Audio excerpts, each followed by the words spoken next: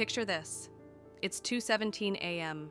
You're in bed, the room is quiet, and your brain decides, now is the perfect time to replay that conversation from 3 days ago. You rerun your words, their facial expression, the pause. You imagine what you should have said. Then you jump to the future, worst-case scenarios, social fallout, everything collapsing. And the messed up part is, it feels urgent, like you have to solve it. But you never do. You just wake up tired, again. If that's you, hear this clearly. This isn't a personality flaw. It's not weakness. It's a brain pattern, and it's fixable. Today I'll show you what's actually happening in your mind when overthinking becomes a loop, and how to break it, without positive thinking your way into exhaustion. Quick safety frame. This is education, not medical advice. If rumination is tied to severe depression, OCD, trauma symptoms, or suicidality, get professional support. Rumination can be part of bigger clinical pictures, and you deserve real care, not just coping hacks. First, what rumination really is. Overthinking has two forms. Healthy thinking moves you toward action, clarify the problem, pick a step, test it, adjust. Rumination feels like thinking, but it's actually a loop. Repetitive, sticky, urgent. And the key detail, it doesn't resolve anything. It's like your brain is trying to protect you by finding the perfect explanation or the perfect outcome, but the process itself becomes the problem. Translation, your brain isn't trying to torture you. It's trying to keep you safe. It's just using a strategy that backfires. Second, the inner projector in your brain.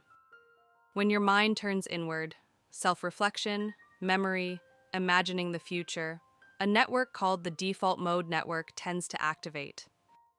That's not bad. It's normal. It helps you understand yourself. Rumination happens when that inner projector gets stuck on replay. So when you're trapped in overthinking, it's not that you have too many thoughts. It's that a specific, self-referential system is running without a clean off switch.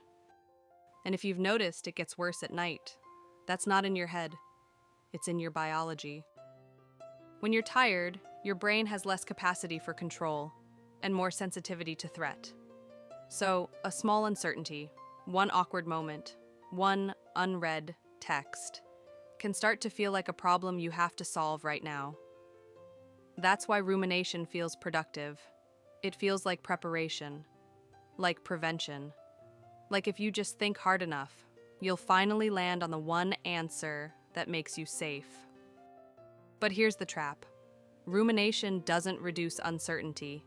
It increases it, because the more you replay, the more possibilities you generate. So if your nights feel like mental time travel, past, future, that's your brain searching for closure. Now, to acknowledge the focus you've given this, here is the point that changes everything. Rumination is sticky because your brain can treat it like a meaningful task. Dopamine isn't just about pleasure. It's heavily involved in motivation, learning, and what your brain flags as important. So if your brain tags a thought as urgent, you don't experience it as a thought. You experience it as a signal. And uncertainty makes this worse. Your brain becomes driven to close the loop. That's why rumination feels like, I can't drop this until I understand it. Not because you're dramatic, because your brain is treating uncertainty like unfinished business. The reframe. Rumination isn't overthinking, it's overseeking, without a stopping rule.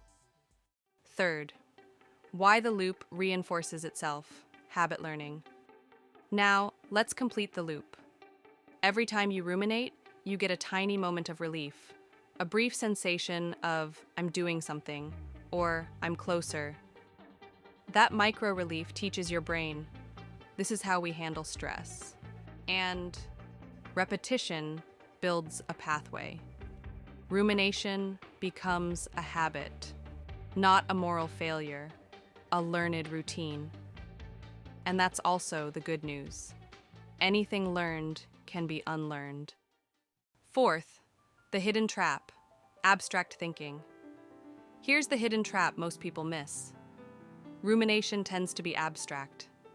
It asks questions like, what does this mean about me? Why am I like this? What if everything goes wrong? Those questions feel deep, but they rarely produce action. The move. We don't fight thoughts with "don't think that." We change the format of thinking. Abstract becomes concrete, global becomes specific, endless becomes time-limited. Fifth, so what actually helps?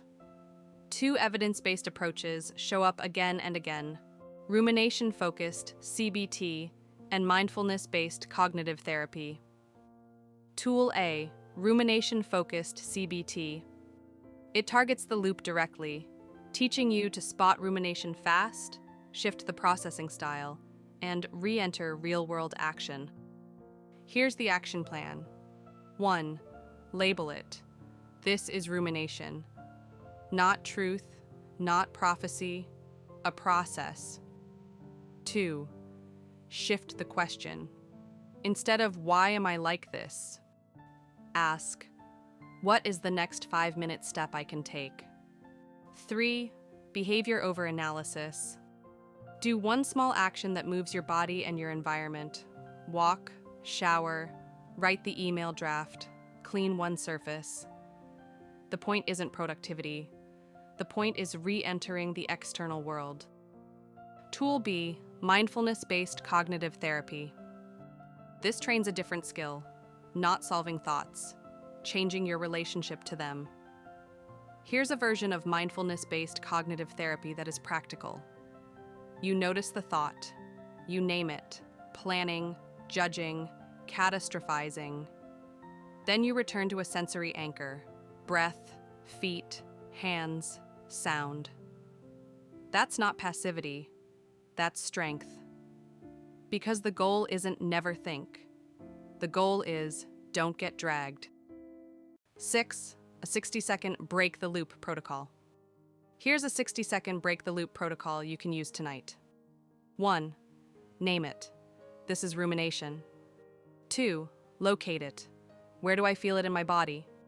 Chest, throat, stomach. 3. Anchor. 10 slow breaths. Or press your feet into the floor for 20 seconds. 4. One concrete step. Write a single sentence.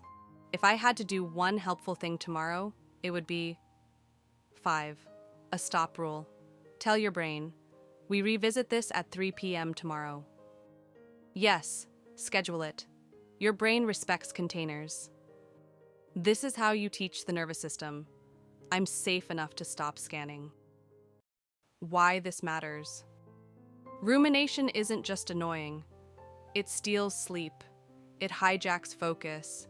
It turns one moment into a full-body threat response.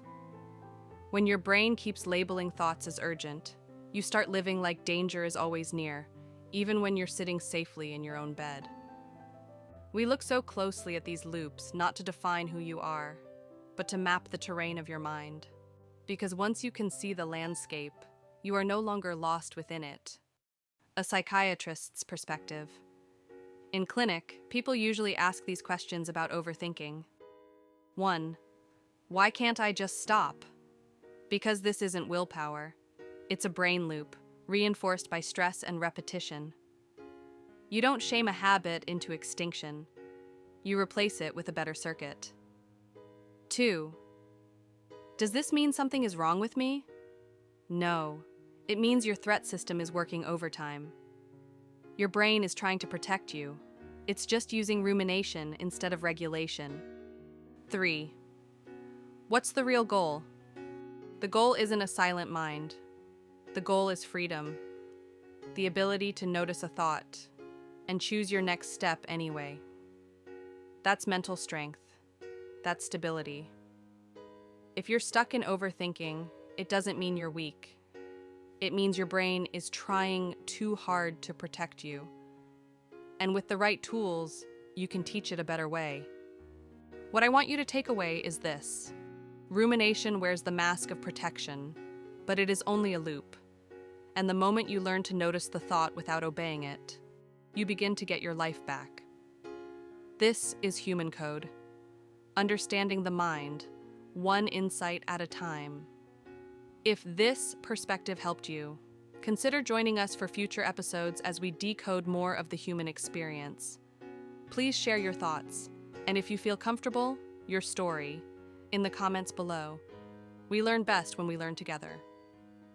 I've included the research and resources for further reading in the description, for anyone who wants to explore the science behind these patterns. And as always, remember, be kind to yourself. You are important too.